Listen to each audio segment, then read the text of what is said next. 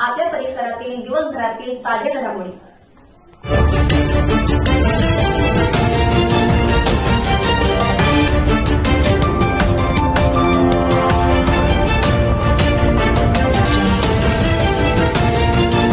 संभाजीनगर जिल्ह्यामध्ये आपण बघू शकता मोठ्या प्रमाणामध्ये येत्या 12 फेब्रुवारीपासून जे जन आरोग्य मित्र आहे ते संपत जाण्यास तयारीत आहे। कारण गेल्या जवळपास 10 वर्षापासून रुग्ण सेवा करतात। कारण मोठ्या प्रमाणामध्ये जे गरीब पेशंट असते माननीय मुख्यमंत्री साहेब यांच्या आदेशाने 2014ला जो जन आरोग्य सेवा चालू झाली तेव्हापासून आजपर्यंत ते काम करतात, ते काम करत असतात।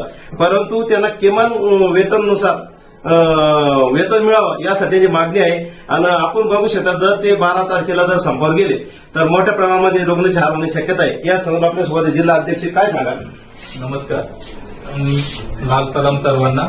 आम्ही निवेदन दिलेलं आहे शिवसाहेबांना, तसेच आपले आरोग्य मंत्री, त्याचप्रमाणे कलेक्टर ऑफिस, कामगार आयुक्त या सगळ्यांना आम्ही निवेदन दिलेले।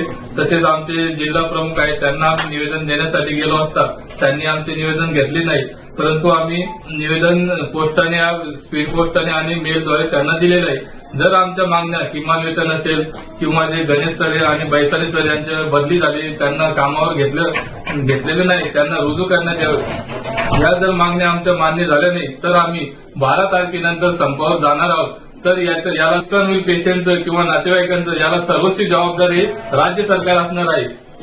आपण बघू शकतात कारण जे हातावरचे रुग्ण आहे त्यांना जन आरोग्याशिवाय पर्यायाने मोठे ते पेमेंट भरू शकत नाही। त्यामुळे शासनाची योजना चालू केली, त्याचा खऱ्या अर्थाने फायदा होणार का या हिशोबाने आपल्यासोबत आहे जिल्हा सचिव, काय सांगा? विषय म्हणजे जेवढ्या आमच्या मागण्या आहेत तेवढ्या मागण्या मान्य कराव्या। आम्ही 2012 पासून सगळे आरोग्य मित्र एकदम अहोरात्र योजनेसाठी काम करत आहोत। तसेच कोविडमध्ये आम्ही जास्तीत जास्त कार्य बजावलेलं आहे, तरी त्यांना त्या कोविडमध्ये जे कार्य बजावलं त्याचा आम्हाला कोणताही मोबदला मिळाला नाही।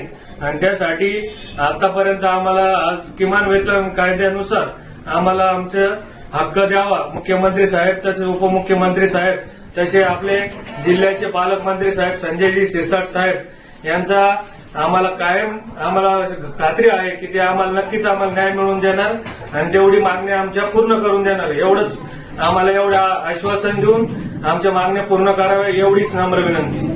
आपण बघू शकतो जर खऱ्या अर्थाने जर 12 फेब्रुवारीला हे जर संपावर गेले तर मोठ्या प्रमाणामध्ये जन आरोग्याचा प्रश्न निर्माण होऊ शकतो।